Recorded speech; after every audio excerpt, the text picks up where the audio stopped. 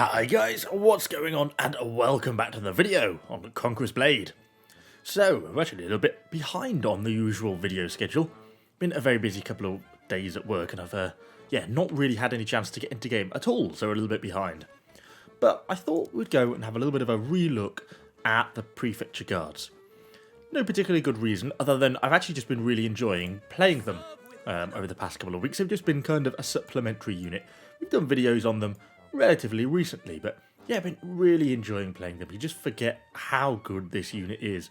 It just can do some amazing flanking, and its burst damage potential is just absolutely ridiculous, which means they just shred stuff when they get onto that prefecture drill mode. In terms of veterancy lines, I've got them going down the middle. There's a couple of reasons. Mostly the double hit I think I kind of like, because when you're starting to push them into large clumps, which is what I'm trying to largely do with them on flanks, I find that really kind of increases the damage quite a lot. There are some, and you also get the prefecture damage drill increase, although I think you get that on the top line as well somewhere. Yeah, there's a prefecture damage increase here and here as well. So top line is also viable because you do get this big cooldown. I'm going for maximum burst for short periods with a longer cooldown. So it's kind of personal preference a little bit. Both are completely viable. In terms of doctrines, nothing particularly unexpected. Obviously, slashing damage, slashing AP. A little bit of extra slashing damage from this sword doctrine as well. And then we have the extra breakthrough doctrine for extra damage to units. And a little bit of reduction from range damage, because this unit is fairly fragile. You know, they have 10,000 hit points, but basically nothing on the defensive stats. Nothing that's going to stop an arrow anyway. And that means they can be kind of fragile. Now, a really important part of this unit, and part of the reason it does so well, is its slashing AP. Just over 1,600. And there's kind of this critical value around 1,600. It just tips to the point where it suddenly does a lot of damage. And that really does make a big difference. Also remember, the slashing damage 1,700 is really high. Now, you might be wondering why this 1,600 is probably higher than what you're going to have. And that's because I have got all the upgrades on the unit tree. We can actually head over there and see them. Prefecture Guards, we get the extra 10% health. But then it's this one really, the Prefecture Guards penetration 4% per time is really quite significant. That makes quite a big difference to their penetration. We've got the extra damage, but it's only 10% on the extra damage rather than the 20% you're going to be getting here. So this blade tempering is well worth having. Makes the unit so nice. But anyway, we have talked about them enough. Let's hop into some battles with them, see what we can do, and see if we can get some good flanking going on. So we kick things off on a little bit of wall fort. Been defending the main walls for quite a long time. This is actually the second half of the Berserker game we had on the channel the other week. And I got my Prefecture Guards out. I've kind of already looked for another flanking opportunity round the other way of the map. And I'm now looking for my opportunity. The unit's very good, but it isn't actually that strong in terms of defense. So if you don't get a good opportunity to get in, you can lose the unit pretty quickly if you go head on. Sometimes. Depends what units you're facing. But in this situation, it pans out perfectly. The enemy isn't paying attention. I can get right into these Senjis, straight on with my drill. And look, that's a tier 5 golden era unit smashed out. And look how quickly we can pick up kills, pushing into the back of this enemy formation. Their entire team is on the point, and we can just push in, and we're just absolutely wrecking them. Yeah, okay, we're going to get overwhelmed now. Bit of friendly cav comes in to back us up. And we do lose most of the unit, but we pick up a couple of hero kills in the process. And we really help clear the point quite significantly there. And that's where the burst damage in this unit is like. The burst damage potential is really, really high. Next up, we move on to a little bit of Hidden City. I actually quite like this map, as maps go anyway. Pushing up onto the wall, and the enemy basically clears them off the A point, but they're really trying to make a push back up these stairs. There's a real mix of stuff, from some lower tier stuff like Pipe Militia, but they've also got Palace Guards in there, tier 4 units, Imperial Javs. Push into the side, I go straight on with my drill mode, and I'm just pushing into the side of these Palace Guards. And the unit just cuts through them really without a problem. Yes, we are starting to take damage, but we're fighting a lot of stuff, so it's kind of not surprising. But it shows how much damage this unit can pick up. And that's what I mean by the burst damage. That we just picked up, what, 30, 40 kills? They're only a blue tier 3 unit, these Prefecture Guards, yet they punch well above their weight, and we can still keep pushing through. And the unit still keeps going, even as I'm having to sort of get myself healed up because I've run out of health. So we used the unit, got quite a lot of kills, 60 odd kills or so, but there's still a few of them left. You know, you're obviously not going to be as effective as a full stack of unit, but even a few of them can be quite effective. We can push in, and even though we've not even got Prefecture Drill activated at the moment, because they've got that really high base armor penetration and that 1700 base slashing damage, they actually do quite a lot of damage, and they have a reasonably fast base attack speed.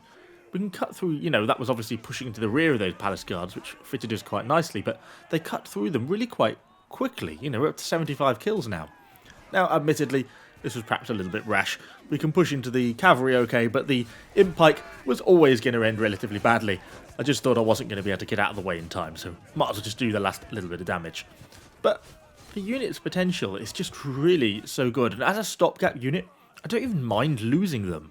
It's not as if they're an expensive unit. And that cheapness is something that makes them almost better, because it means you do risky plays with them. No one wants to go and do a risky play with their unit of Iron Reapers, because if it goes wrong, then you've just lost, well, half your leadership cost for that battle, and it's expensive. In this situation, we can easily go toe-to-toe, though, with these Palace Guards. The drill mode does overwhelm them, particularly once you've got all the upgrades. It's really not too much of a problem for them. You can see we just cut through them fairly easily. Our friendly halberdiers charge in. I felt a little bit bad not pushing up with them there. They're basically a second unit of Palace Guards, because we completely killed the first one, pushed through and braced on the top of those stairs. The problem is I was just so sure we were about to get trebbed, because we were stood out from behind the building, obvious place to get trebbed, that I wanted to pull back to safety, really. But the enemy obviously didn't treb, and so I should have pulled through. We start to end up getting hit by some of the grenade boys throwing in, and I decide that I kind of really want to get out of here. It's not really where I want to stand, and I'm thinking about going on a flanking mission. So I therefore send the unit back to the supply point. I thought, we can make some risky plays here and potentially have a little bit of fun with the unit. So yes, we send the unit back to the supply point. I just hang around a little bit just to do a little bit of extra stabbing while the unit's moving. And then I'm moving back, going back to the supply point with the unit, because I want to go up the other set of stairs. Accidentally lean on the 1 key, thanks to my very sensitive keyboard. And we get back, and the unit is mostly healed up. They'll do, close enough. So we head up the stairs. I dismount because I want to keep a low profile here. I don't want to be seen. I want to get close before the enemy realise I'm there. We come up round the back. The enemy's engaged nicely with the team on the front. Shame they actually managed to get some of this stuff out, because we could have easily dealt with the rest of it. Get a bit pinned down by some of the enemy heroes. Unit turns in. Well, first enemy hero dead. Second enemy hero dead. And we just push in and completely destroy the Palace Guards, which are defending that staircase. It's just so perfect for stuff like that. I mean, they just cut through stuff so quickly. And enemy heroes just go down insanely fast. Next up, for the final clip, a little bit of Whiteout Fort. The team's putting quite a good push on the A point, but there's still some stuff there, so I just go and get stuck straight in with my hero, but I'm waiting for my Prefecture Guards to turn up. Kind of getting into the fight early, and here we go. We come in, go straight on with our drill, straight on with our cover commander, flatten the enemy hero, flatten the unit of grey hairs, and just push through anything else that's left, even remotely near the point, because the burst damage, as always, is a bit ridiculous, and we get ourselves up to a good few kills. And if you're not aware, the key of this is using the Prefecture Drill and the Cover Commander in combo. So you're activating the Prefecture Drill, then you're activating the Cover Commander. The Prefecture Drill, at least nowadays, it didn't always used to, but remains active when you reactivate the Cover Commander. So anyway, that means you can basically put a lot of burst while very clumped up. So we've got the unit healed up at the supply point, and then we're pushing on to make a push on the base point. Come around the corner, we've got a bit of a good surge going with the team. As we round, there's these enemy unit of Palace Guards, which turn and charge at us. I just halt the unit so that the charge hits the Shield Maidens, not us. Go straight on with the Prefecture Drill, Cover Commander, and burst damage! Just such a ridiculous unit. I mean, we would have won that fight anyway, but still, it just shows how crazy it is. Pushes the unit to the back as this kind of fight develops. A minute or so later, we're starting to make our move. More enemy Palace Guards coming out. We go in, try and get a bit of a flank on the rear of them. Go straight in. I haven't got my drill mode off yet because it's still on cooldown, but you can see the amount of damage we can get in. Problem then comes, we get these enemy Iron Reapers. Now this is a little bit more difficult. We do get some damage in, get my drill on as soon as it comes available, and we do actually manage to kill the Iron Reapers, but it costs us, and ultimately a cavalry charge coming through finishes me off and finishes off the unit. But still, for a tier 3, they're just so worth every penny.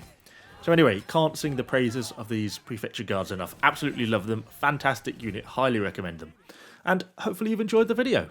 If you have, do let me know what you think in the comments down below, and of course subscribe to the channel for lots more Conqueror's Blade content. Thanks for watching guys, and I shall see you all on the next one.